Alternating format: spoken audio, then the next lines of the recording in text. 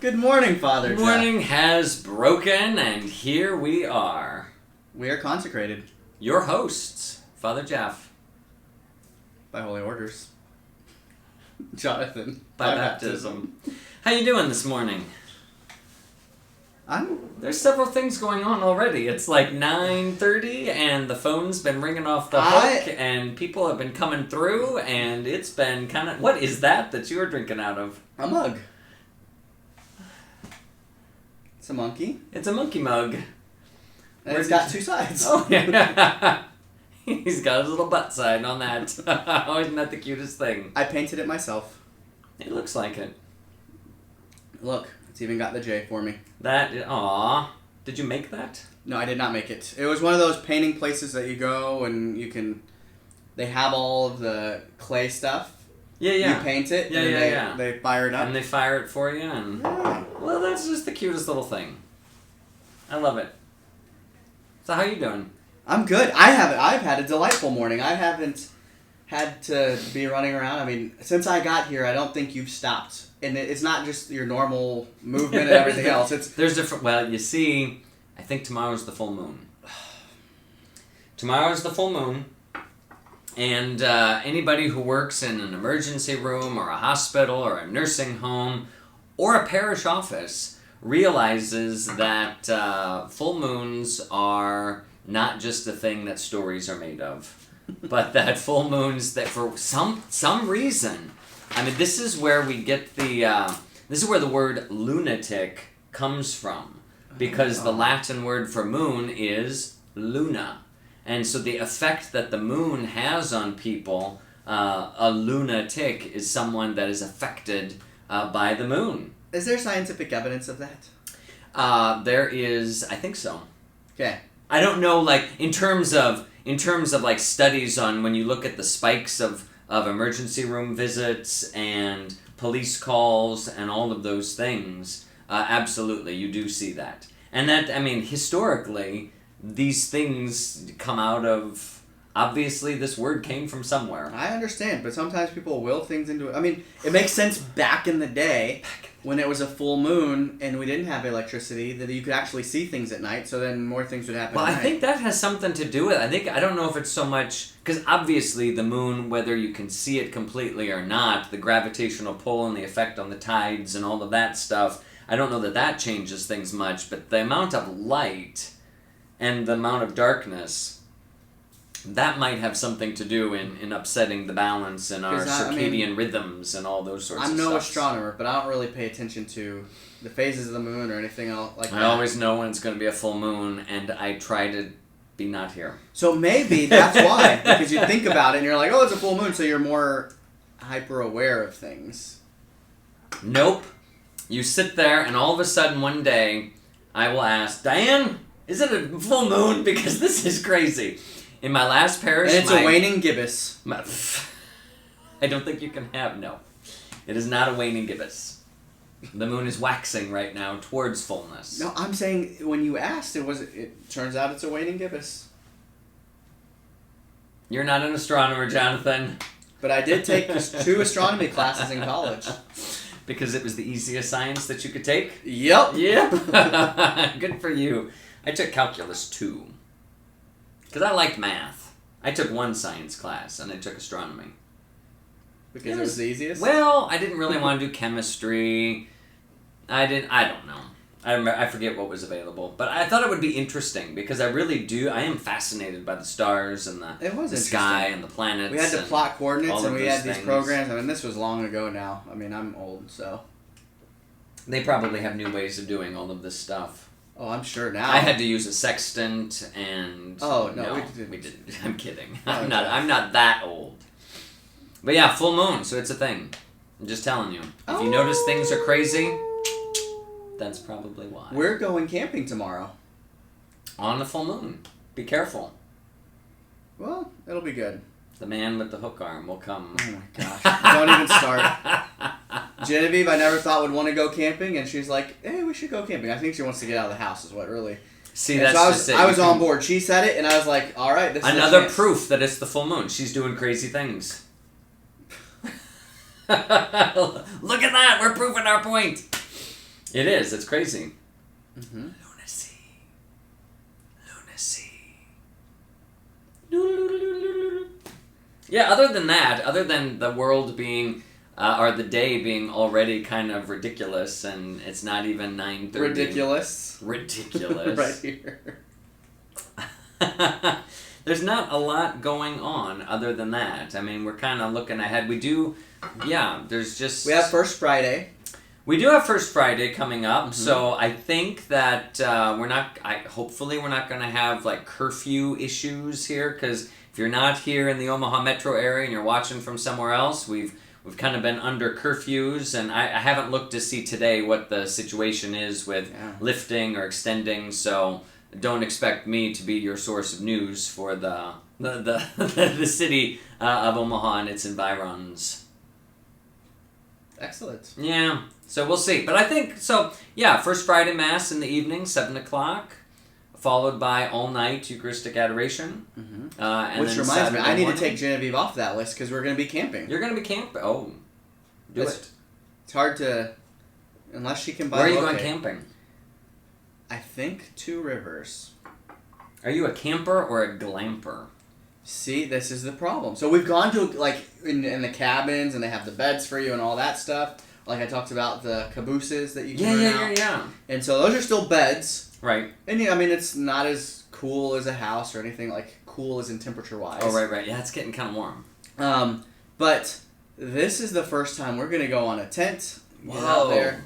But we're still bringing an air mattress. Well, so it's a little bit of glamping, which my back will appreciate it because I've got issues. Yes, it would probably take me 30 minutes to get out of ground. Getting kind of old. This has been the case since I was a youngin. Oh, getting kind of old, in college. And you feel it when you're older. These are the things, and I'm sure the full moon doesn't help. I'm just gonna say that's gonna be my thing today. Blame it on the full moon. Which is tomorrow, I think, actually. If I don't show up for noon mass, blame it on the full moon. Hey, that's what's going to happen. It's the full moon. Jonathan is in a different world. Oh, yeah, it's kind of funny to see how these things affect just the normal course of things. I don't know what it is. In my last parish, it was crazy because Rosemary would be just, she'd hang up from the phone and say, "Oh my gosh, it must be a full moon." Because it was always at full moon time when people... The craziest things would happen. It's like, I've been meaning to buy cemetery plots. Or I'm looking for some ancestor who died, decades ago and buried in this cemetery. Or, the weirdest questions start crawling out. Well, judging by the happenings, I think 2020 has been just a persistent full moon. 20 was like 2 big full moons in the date. Yeah, 2020, just 2 nonstop full moon, 2 full moon. It is kind of, it's the year that wasn't, and yet the year that is. Yeah, we're almost halfway through the year. Wow. That is crazy. Yeah, but we haven't done it. We're already in the 6th month. But nothing's happened. And nothing has happened. And yet so much has happened. It's a year of contradictions. We're both wearing black today. I always wear black. I always wear black, Jonathan. It's kind of my deal. It's very slimming. Sure. We are plugging through Dies Domini. Dies Domini. Dies Domini, the Day of the Lord. And it kind of dawned on me that as we were going through the chapters with all of you, we forgot to give you the titles of the chapters because they kind of set up what's happening in this reading. So that first chapter that we did was actually the title of the letter, the Day of the Lord. Let's just talk about the Day of the Lord in general. So chapter 1 was the Day of the Lord. Chapter 2 was more specifically the Day of Christ, and focusing on that, particularly the resurrection and the reality of Christ. And then we've got now chapter 3, which will start today, the Day of the Church. The Day of the Church. The Dies Ecclesiae. The Day of the Church. Before we dive into that, when you think of church, what do you think of? Like, what's your, or what do you think most people think of, Jonathan, when, just kind of, let's set this up. What is the church? Well, it's either the actual church building or, like, Catholics. The Catholic Church is the Catholic people. The Catholic people. Yeah, I think most people, when they think of church, they think of religion in general, and they may not be thinking that it's necessarily Catholic. That church is. Oh, so you're talking about not just Catholic. No, I'm talking about in the world. In the general mindset. When you hear the word church, when people talk about church, when the news talks about church or whatever, what is it that is before people's minds? Religious service. Some kind of religious service. Or if you are Catholic, even among Catholics, and you talk about the church, many people are thinking about the people. The hierarchy. Yeah, the hierarchy of the church. The Pope, the bishops, the priests, like that's the church. Maybe the nuns or the brothers, the monks or whatever. But not all sisters are nuns. And not all monks are brothers. That was random. Well, there was a sister that... Full moon. There was sisters that wanted to clarify, where she was like, we're not nuns. No, nuns and sisters are different. Brothers and monks are different. Stop taking us down a tangent, Jonathan. Okay, we're here. The church. The church. So we are talking about all of those different realities, but I think that you and I know that the church is more than that. For sure. That the church is Jesus Christ and all of those joined to him, both in heaven and on earth and in purgatory. That this is the church that extends past time and space. So from the beginning until now, and then in all of these different places, heaven, purgatory, earth, that this is where the church is. Kind of there's a spiritual reality to it, but then there's also a physical reality to it. That the church is not just some spiritual thing, but that the church is actually embodied in the people of God here on earth. And that's where we talk about the institutional reality of the church. I have nothing to add to that. Jonathan! I have nothing to add. It's hard to have a conversation. You covered everything. I think we're just going to turn the camera this way. You just sit there with your water. You covered everything. You covered... What else am I supposed to say? I agree. I need to hear that more often from you. Let's practice. Oh, for the love. So, how about we dive into Dies Domini? Ah, yes. Chapter 3, Dies Domini, the day of the church. And so Sunday, again, this whole letter is talking about Sunday. And chapter 3, paragraph 31, begins with the resurrection of Jesus. I mean, again, Sunday without the resurrection, meaningless. Doesn't mean anything. So the point, one of the first points that John Paul writes about here is that as the day of resurrection, Sunday is not only the remembrance of a past event, but it is the celebration of the living presence of Christ.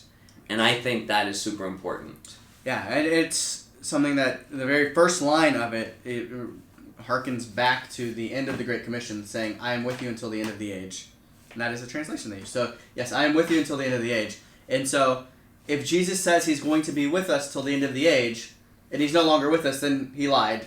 Right. So, he is with us, and that is in the present, he is with us. That's right. Yeah, that as we think of the resurrection is not just something that is, as he says, it's not just the past, but it is something that is lived and experienced right here and right now. So that if you're encountering the resurrection, you're not just remembering this thing in the back, behind you, in the past, but you're experiencing the resurrection right now because Jesus is here. We are living in the resurrection. We are living in the resurrection, and that the presence of Christ is in the midst, as it says here, in the midst of his people. And this is what the church is. Church small c is the church building. church, capital C, is the people of God united by one baptism, one faith, one Lord Jesus Christ, as St. Paul says. That is what builds up this body that is the church. We are an Easter people. We're an Easter people, encountering the Lord right here, right now. Not just remembering it, but really encountering and living in that. Excellent. Cool. What? So it is important, therefore, that people come together to express fully the very identity of the church, the ecclesia. We get that word, it's a Greek word, ecclesia, E-K-K-L-E-S-I-A in English, but it's in English letters. Ecclesia is a Greek word that means those called out of. Those called out. And that defines who the church is. That in the world, there are people who are called out of the world into the kingdom of God. I mean, ultimately we all are. But those who respond to that is the ecclesia. Well, that's kind of the whole, we are not of the world, but in the world. Right, yeah. Right, we're in it, but not of it. And we are of the kingdom of God. So that the people of God, the church, the ecclesia, are those who are called out of the world. And, if you never ever see that, if you never experience that, then it just becomes this spiritual thing. It's just this reality that's, theoretical, hypothetical, in the back of my mind. When it talks about just that inward secrecy, if you worship and do that just inwardly alone, it can be whatever you make it to be. It really could be anything. It's a dangerous place to be. It's not a manifestation of something other. And that's that if we don't come together, we don't express what and who the church is. That the identity of the church is to be seen. Like, we forget this, that there are so many people, I think, that would say, I don't have to go to church. I can stay home in my living room and pray. I can be close to God when I'm in the mountains or in the forest, or, that's where I experience God. And that's fine and dandy for personal prayer. And it can be true that you experience God those places. Absolutely, absolutely. But what it doesn't do is it doesn't express the reality of the church. The people Israel were called to be the visible presence of God's people in the world. Mm-hmm. The church is called to be the visible presence of God's people in the world. Your faith is not just for you. No. Go forth and make disciples of all nations. That was something decreed to all, at that point, all Christians. Mm-hmm. And we are meant to live out our faith and for it to be seen. Yeah. It's not meant, do not light your lamp and put it under a bushel basket. Amen, yeah. Remember that. It is, and so if you are just living out your faith privately, and then outwardly, when you interact with other people, they have no clue what your faith is because you don't show it. It could be as simple as wearing a medal or a shirt you wear, whatever it is. That is part of living out your faith. You don't have to do it that way. Right. But there needs to be some, even coming to church, and this is what this is getting at. Yeah. When you assemble here at the physical church to worship, you're joining with the whole mystical body even. Well, just even tie that to the experience that our nation is having right now.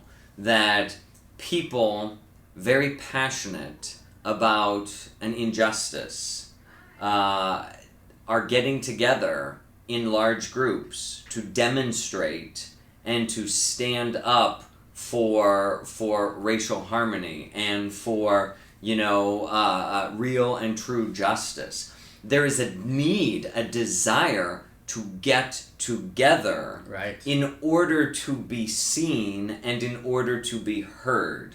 That it's not just one voice, but that it is a body that is magnified and made bigger. Right. And so, even those things are not private, right? So, even, I think the least of people advocating for this change and everything else make a post on social media. Right. They participated in Blackout Tuesday this week. Right. Where you are doing something and have a voice, and it's not just people at home being like, "Man, this really frustrates me." Exactly. I'm sitting in my armchair and saying, I'm angry about this.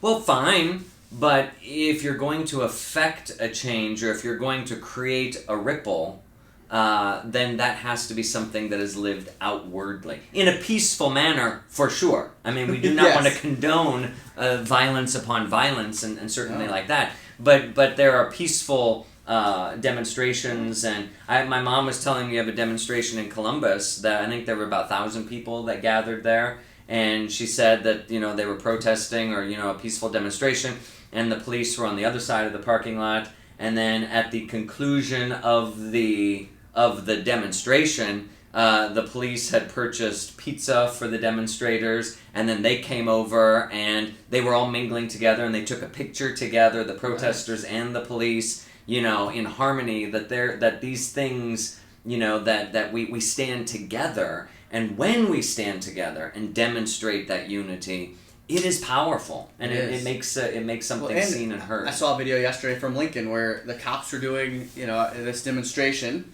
It was all peaceful and it was great. The cops started doing the Cupid Shuffle, which is this line dance. It's just a dance, but it looks kind of silly. But it's great that we can move to a point where things are silly. That is, joy will bring about so much more change than anything else. Joy. Yeah. And that's ultimately in our gathering. Like when we talk about the gathering, we talk about coming together in joy. Because when you recognize the people of God gathering together in joy, there is something attractive and transformative about that. So we just see this, that there's a natural inclination to do this among people in the world. Well, there should also be a supernatural inclination to do this as members of the church, as members of the body.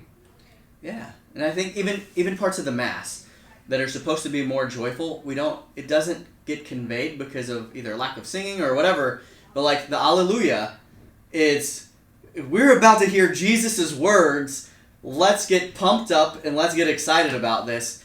And other parts of the Mass as well. I'm not thinking about it right now but they are the great Amen. These are joyful moments, but it's joyful. But at the same time, and you and I have talked about this before, it doesn't imply an emotionalism. No. That you don't have to be. I mean, when you talk about being joyful, it isn't necessarily about we're dancing on our chairs, Please or no. where that it looks like somehow like a rave or something like that. That's not what we're talking about. That the joy it's an intellectual joy. It's not an emotional joy. Right. So that sometimes joy is seen as this emotional, this feeling, but it is not a feeling. Right. Joy is not a feeling. And so if you're worshiping and you don't feel something, that's okay, because that's not constitutive to the worship. Right. No. So that's definitely at the focus is what is it that we are focusing on? Not what's happening on the inside of us, but what's happening on the outside here in the community. That we are gathered together in harmony and to celebrate the resurrection of the Lord. So let's talk about paragraph 32, which really does speak to that, the Eucharistic assembly. Yes.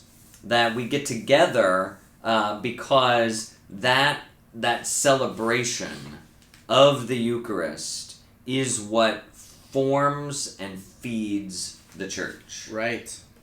And I saw someone, it was a priest on Twitter, so you can correct me if it's mistaken, but the Eucharist in and of itself is not just about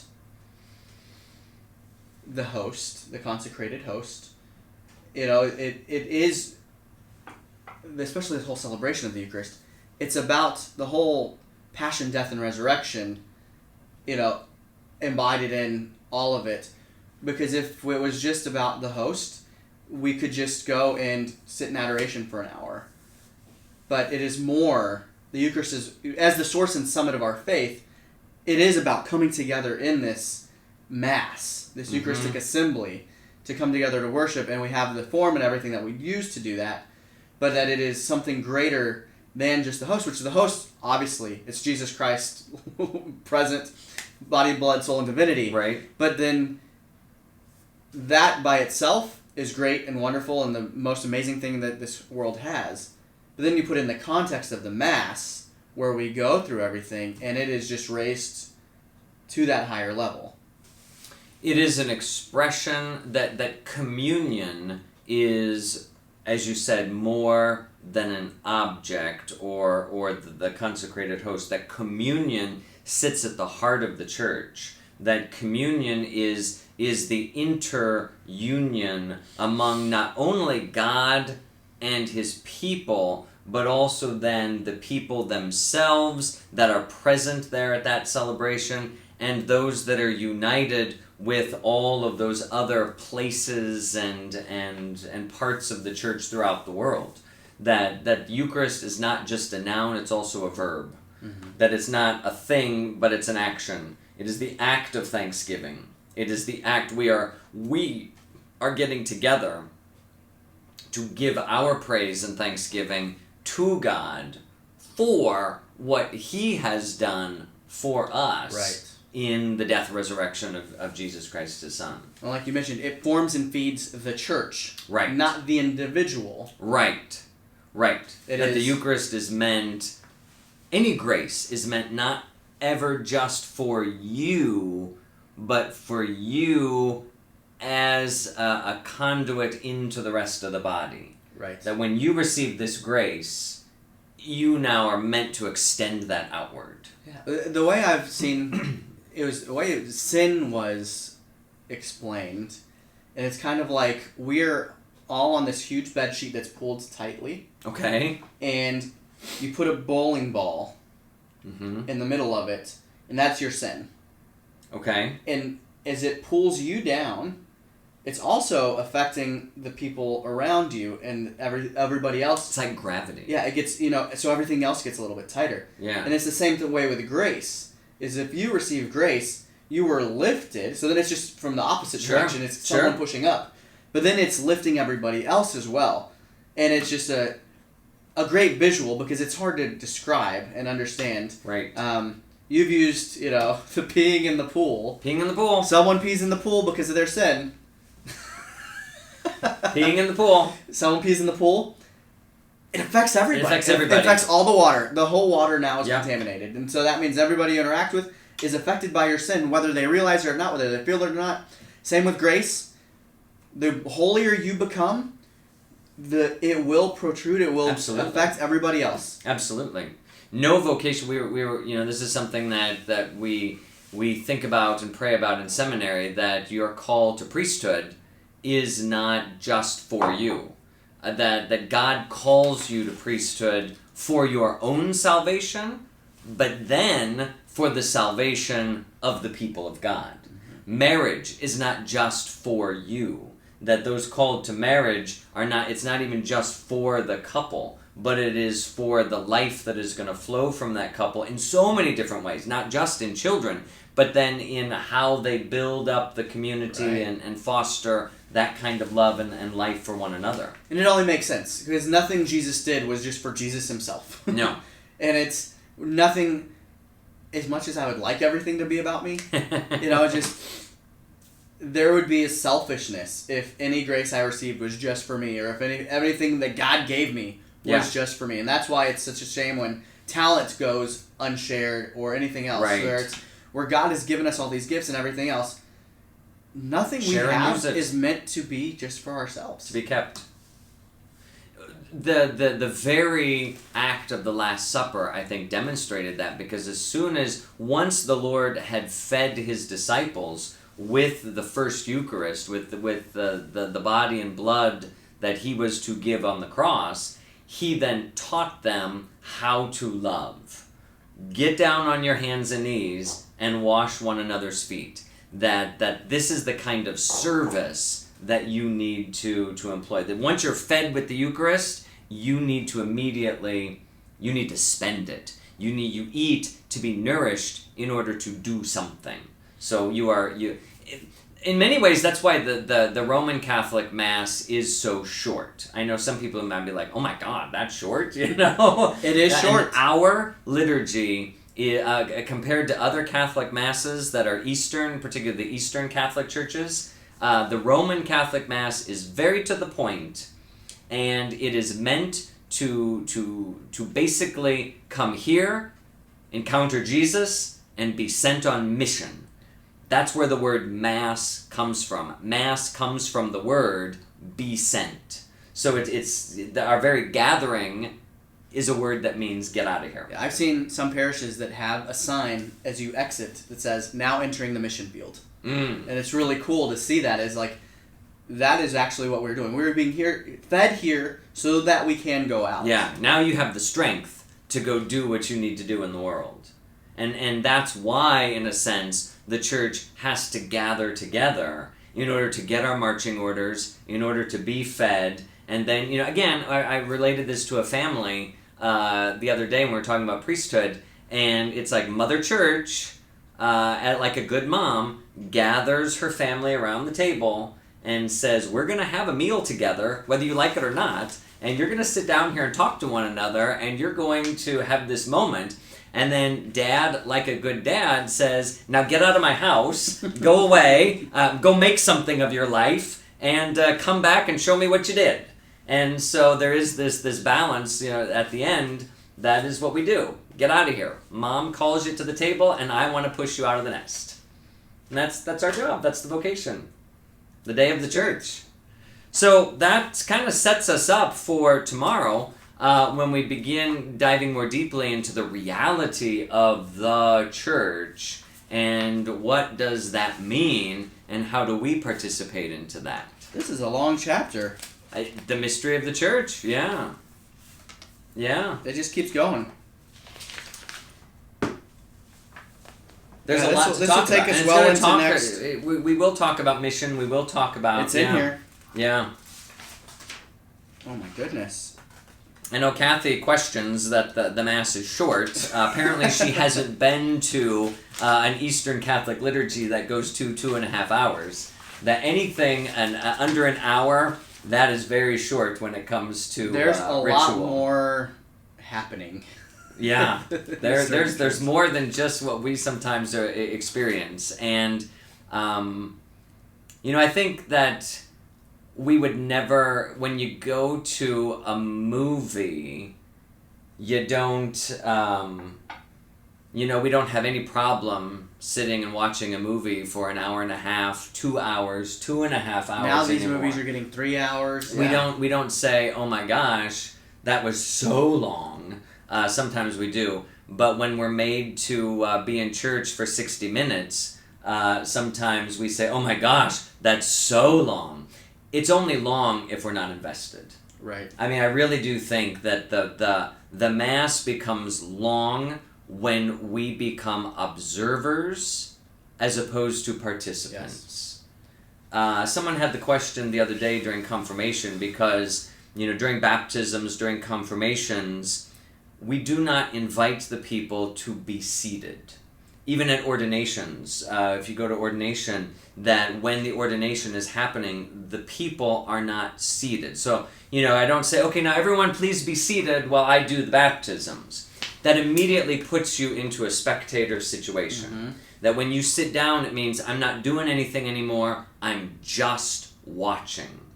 And that is absolutely the wrong way to approach Mass. We never just watch Mass. We, as the church, not just the priests, but the whole people and priests gathered together, are participants in what is happening. Well, if we could just watch Mass, then it would be fine to do it on TV. All the time. Because there's not a just watching.